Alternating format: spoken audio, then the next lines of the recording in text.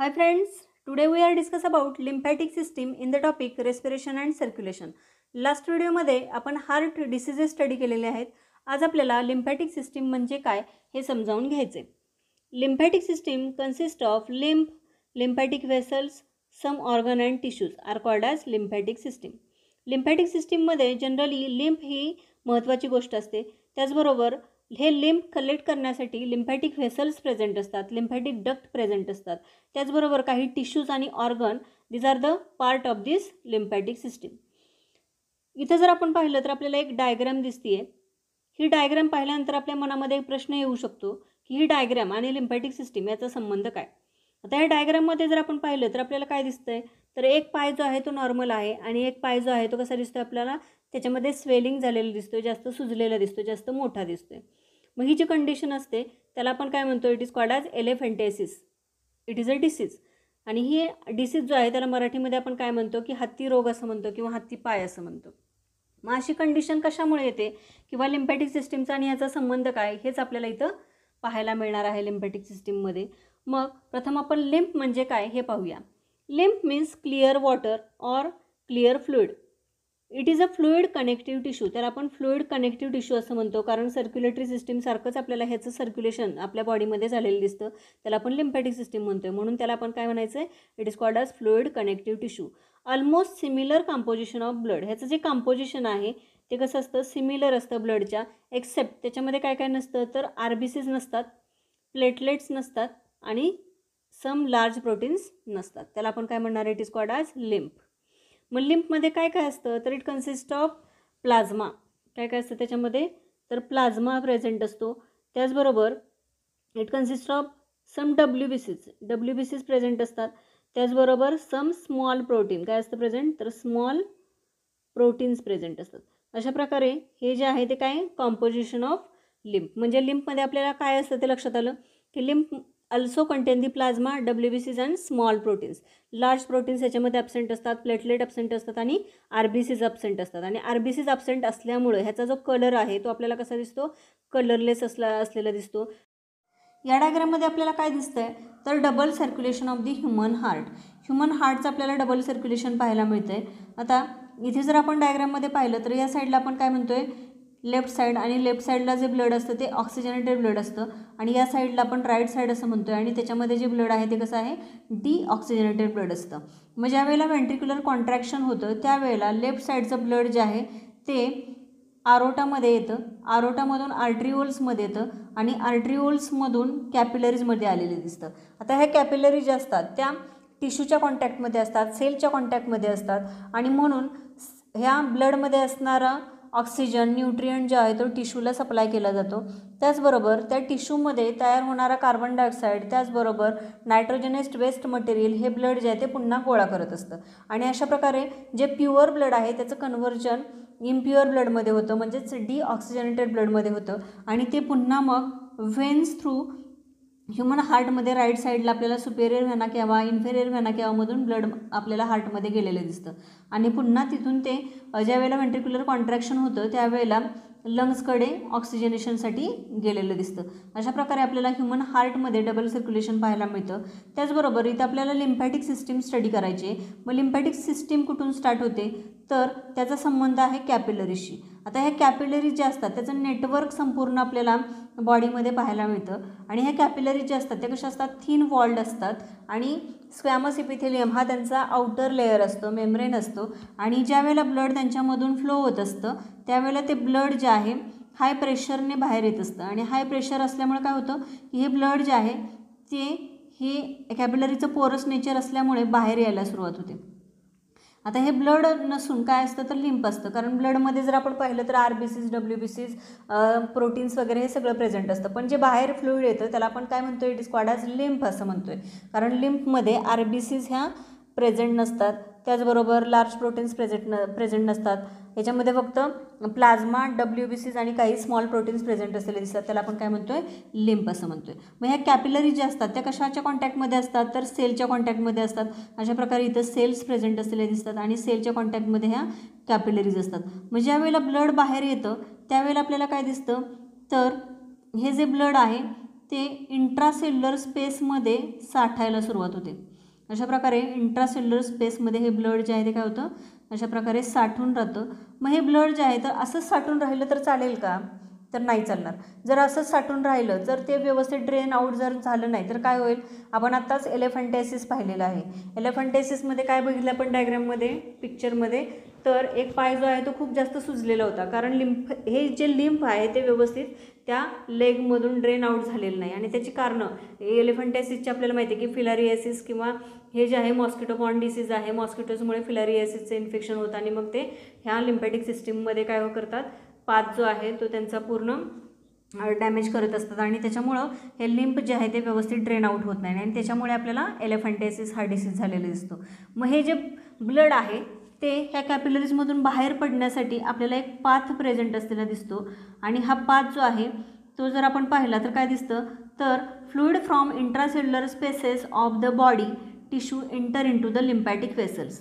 आता हे lymphatic वेसल्समध्ये blood यायला सुरुवात होते. आत्ता जे आपण पाहिलं की कॅपिलरीजमधून ब्लड जे आहे ते कशामध्ये येतं, तर लिम्फॅटिक कॅपिलरीज त्यांना कलेक्ट करतात. लिम्फॅटिक कॅपिलरीजमधून कशामध्ये येतं, तर लिम्फॅटिक वेसल्स त्यांना कलेक्ट करत असतात आणि लिम्फॅटिक वेसल्समधून हे जे ब्लड आहे ते कशामध्ये जातं, तर लिम्फॅटिक डक्ट. इथे आपण डायग्राममध्ये सुद्धा पाहू शकतो की लिम्फॅटिक डक्ट प्रेझेंट असतात आणि त्या लिम्फॅटिक डक्टमध्ये हे ब्लड आपल्याला ड्रेन आउट केलेलं दिसतं लिम्फॅटिक वेसल्सने. त्याचबरोबर हे लिम्फॅटिक डक्ट जे आहेत ते कशामध्ये ड्रेन आउट होतात, तर राईट थोरॅसिक लिम्फॅटिक डक्ट आणि लेफ्ट थोरॅसिक लिम्फॅटिक डक्ट. अशा प्रकारे दोन साईडला आपल्याला दोन्ही, ते आपण डायग्राममध्ये पण पाहू शकतो. Thoracic duct open into the left subclavian Wien. मग थोरॅसिक डक्ट जे असतात, थोरॅसिक डक्ट कुठे असणार आहेत, तर थोरॅक्स रिजनमध्ये असणार आहेत. मग इथं लेफ्ट साईड आहे आणि ही जी साईड आहे त्याला आपण राईट साईड असं म्हणतो. मग हे थोरॅसिक डक्ट जे आहेत ते पुन्हा कशामध्ये ओपन होतात, तर इथं ब्लॅक कलरने दाखवलेलं आहे ते म्हणजे लेफ्ट सबक्लॅव्हियन. ही जी आहे ती लेफ्ट सबक्लॅव्हियन वेन आहे आणि या साईडला जी वेन दिसते त्याला आपण काय म्हणतोय, तर राईट सबक्लॅव्हियन वेन. त्यांच्यामध्ये मग हे थोरॅसिक डक्ट जे आहेत ते रिस्पेक्टिव्ह साईडला ओपन होतात आणि त्याच्यानंतर हे सबक्लॅव्हियन वेन जे आहेत ते एकत्रित येतात आणि कशामध्ये येतात, तर व्हेना कॅवामध्ये एकत्र येतात आणि व्हेना कॅवाचं ब्लड जे आहे ते कशामध्ये जातं पुन्हा, तर हार्टमध्ये जातं आणि अशा प्रकारे ह्या हार्टमध्ये पुन्हा ब्लड जे आहे ते संपूर्ण ब्लडबरोबर हे लिम्फ जे आहे ते काय होत असतं, मिक्स होत असतं. Next is lymphatic organs. First lymphatic organ is a tonsil. Tonsil आपल्याला माहितीच आहे की tonsils are present in the pharynx region. Neck रिजनमध्ये फॅरिंगच्या ठिकाणी आपल्याला ह्या टॉन्सिल्स प्रेझेंट असलेले दिसतात. इथे आपण डायग्राममध्ये बघू शकतो आणि ह्या टॉन्सिल जे असतात it help to fight the infection. इन्फेक्शनबरोबर फाईट करणं हे त्यांचं महत्त्वाचं काम असतं. It is a part of human system. They can stop germ entering the body through the mouth and nose आणि माउथमधून जर एखादं इन्फेक्शन आपल्याला होत असेल तर त्या इन्फेक्शनबरोबर लढणं, ते इन्फेक्शन कमी करणं, स्टॉप करणं हे महत्त्वाचं काम ह्या टॉन्सिल्स आपल्या बॉडीमध्ये करत असतात. आणि म्हणूनच आपण बघतो की ज्यावेळेला आपल्याला सर्दी खोकल्याचं इन्फेक्शन झालेलं असतं त्यावेळेला हे टॉन्सिल आपल्याला स्वेल झालेले दिसतात किंवा सुजलेल्या दिसतात. त्यानंतर नेक्स्ट आहे ते म्हणजे थायमस. आता थायमस जे आहे these are present behind the breast bone. Breast बोनच्या बाजूला आपल्याला इथं ह्या थायमस प्रेझेंट असलेलं दिसतं. याच्या बाबतीत जर आपण पाहिलं तर बर्थच्या वेळेला थायमसची साईज आपल्या बॉडीमध्ये कशी असते, तर जास्त मोठी असते आणि जसं जसं वय वाढेल तसं तसं या थायमसची साईज आपल्याला कमी झालेली दिसते आणि म्हणूनच आपण बघतो की ओल्ड एजमध्ये आपल्याला ह्युमन सिस्टीम लोकांमध्ये काय दिसते, कमी झालेली दिसते. त्याचबरोबर thymus it plays a very important role to building the immune system. आणि त्याच्यामध्ये टी लिम्फोसाईट जे आहेत ते मॅच्युअर इन द थायमस. हे महत्त्वाचं फंक्शन आहे थायमसचं, कारण बी लिम्फोसाईट आणि टी लिम्फोसाईट बोन मॅरोमध्ये तयार होत असतात. त्यापैकी टी लिम्फोसाईट जे आहे त्या मायग्रेट करतात थायमसकडे आणि तिथे जाऊन मॅच्युअर होतात आणि T lymphocyte are the part of the immune system. आणि त्याच्यामुळं थायमससुद्धा आपल्याला काय दिसतं, आपल्या बॉडीमध्ये अतिशय महत्त्वाचं त्याचं काम असलेलं दिसून येतं. त्यानंतर नेक्स्ट आहे ते म्हणजे स्प्लीन. आता हे स्प्लीन जे आहे ते कुठं असतं प्रेझेंट, स्प्लीन आपण इथे डायग्राममध्ये सुद्धा पाहू शकतो. These are located in the upper left part of the abdomen under the ribcage. हे त्याचं लोकेशन आहे. त्याचबरोबर त्याचं महत्त्वाचं काम काय आहे, तर इम्युन सिस्टीममध्ये त्याचा महत्त्वाचा रोल असलेला दिसतो. त्याचबरोबर फॉरेन बॉडीजला डिस्ट्रॉय करणं, इन्फेक्शन झालं असेल तर ते इन्फेक्शन कमी करणं आणि it help to destroy the damage cell, हे सुद्धा त्याचं महत्त्वाचं फंक्शन आहे स्प्लीनचं. त्यानंतर नेक्स्ट ऑर्गन आहे तो म्हणजे लिम्फ नोड्स. आता हे लिम्फ नोड जे असतात ते कुठे कसे असतात प्रेझेंट, तर त्यांचं साईज जर आपण पाहिली तर ते राऊंड शेप असतात किंवा असे किडनी शेपचे लिम्फ नोड प्रेझेंट असतात. आता हे लिम्फ नोड जे असतात these are found in the neck region, armpit region. Node are also located along with the lymphatic pathways. महत्त्वाचं म्हणजे लिम्फॅटिक पाथवे जे असतात, म्हणजे समजा ही अशी लिम्फ वेसल असेल तर ह्या लिम्फ वेसलच्या मध्ये आपल्याला अशा प्रकारचे हे लिम्फ नोड प्रेझेंट असलेले दिसतात. आणि हे लिम्फ नोड जे असतात ते काय करतात, तर महत्त्वाचं त्यांचं काम जे आहे ते फिल्टरिंग, ब्लड फिल्टर करण्याचं काम आहे. म्हणजे हे ब्लड जे आहे ते पुढे जात असताना काय होऊन जातं, तर फिल्टर होऊन जातं. त्यामुळे जर्म बॅक्टेरिया काही इन्फेक्शन असेल तर ते तिथंच डिस्ट्रॉय केलं जातं, किल केलं जातं. असं महत्त्वाचं काम हे लिम्फ नोड इम्युन सिस्टीममध्ये करत असतात. इथे आपण लिम्फ नोड इथं डायग्राममध्ये सुद्धा पाहू शकतो लिम्फ नोड.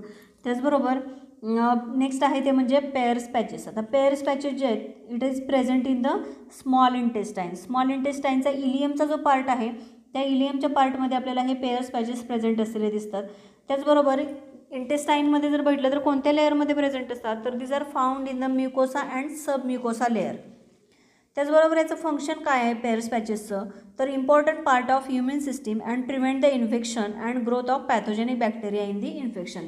म्हणजे एखादं इन्फेक्शन जर इंटेस्टाईनपर्यंत पोचलं असेल तर त्या इन्फेक्शनला तिथेच किल करण्याचं काम हे कोण करत असतं, तर हे पेयर्स पॅचेस करत असतात. This are present in the small intestine. आणि कोणत्या रिजनमध्ये असतात, तर इलियमच्या रिजनमध्ये असतात. त्यानंतर नेक्स्ट आहे ते म्हणजे बोन मॅरो. आता बोन मॅरो तर आपल्याला सगळ्यांना माहितीच आहे. तर बोन मॅरो काय करत असतो, तर continuously make the WBCs and RBCs. RBCs आणि WBCs तयार करण्याचं काम किंवा त्याला आपण फॅक्टरीज म्हणू शकतो. अशा प्रकारचं महत्त्वाचं काम ह्या बोन मॅरो आपल्या बॉडीमध्ये करत असतं. आणि आपल्याला माहिती आहेच की RBCs WBCs आपल्या बॉडीमध्ये किती महत्त्वाचा रोल त्यांचा असतो. अशा प्रकारचे हे आपण लिम्फॅटिक ऑर्गन्स पाहिलेले आहेत. त्यानंतर आता आपण पाहणार आहोत ती म्हणजे फंक्शन्स ऑफ लिम्फॅटिक सिस्टीम.